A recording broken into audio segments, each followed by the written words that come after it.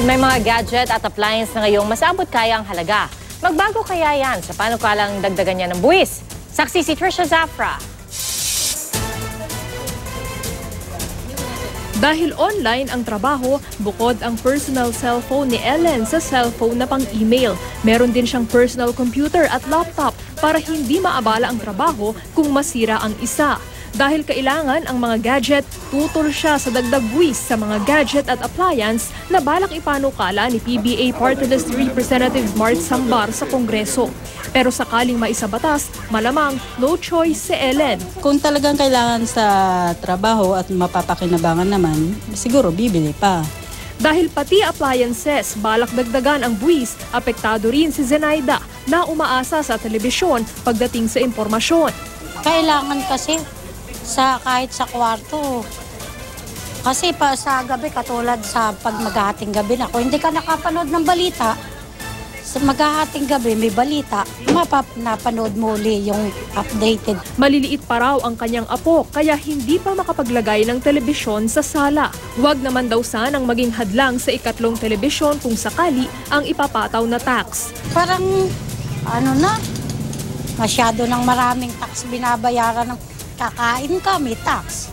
Ayon sa isang information and technology expert, hindi na maituturing na luho ngayon ang gadgets at mass media electronics gaya ng telebisyon o radyo.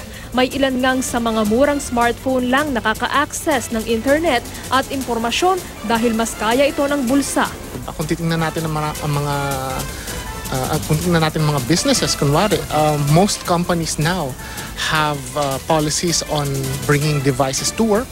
And it's already common now that you have businesses that provide these gadgets for its employees. So malinaw na mahalagang bagay ng buhay itong mga gadgets na ito. Sa kabila niyan, mahigit 40% pa lang ng mga Pilipino ang may access sa internet. Pang 113 sa mahigit 200 nasa listahan ng internetlivestats.com noong isang taon. Kung magmahal ang mga gadgets, malamang ang mga mayayaman kaya pa ring bumili niyan. Pero ang mga mahihirap, malamang tamaan. Kaya sa panukala ni Sambar, yun na lang sobrang gadget o appliances ang papatawa ng dagdag buwis na tatawaging electronics excess tax. Halimbawa, kung aabot sa 5 ang cellphone o aabot sa 3 ang TV. It's just to prevent people from buying too much of a certain product and at the same time, generating income for the government. Pero sabi rin ng mga eksperto, hindi na rin naiiwasan ang higit sa isa ang gadget ngayon. If you are working for a company that provides you a mobile phone and then you want to keep your work separate from your personal life, you would necessarily have two phones, di ba? It's a very gray area and the thing is, depende yan sa gamit ng mga tao.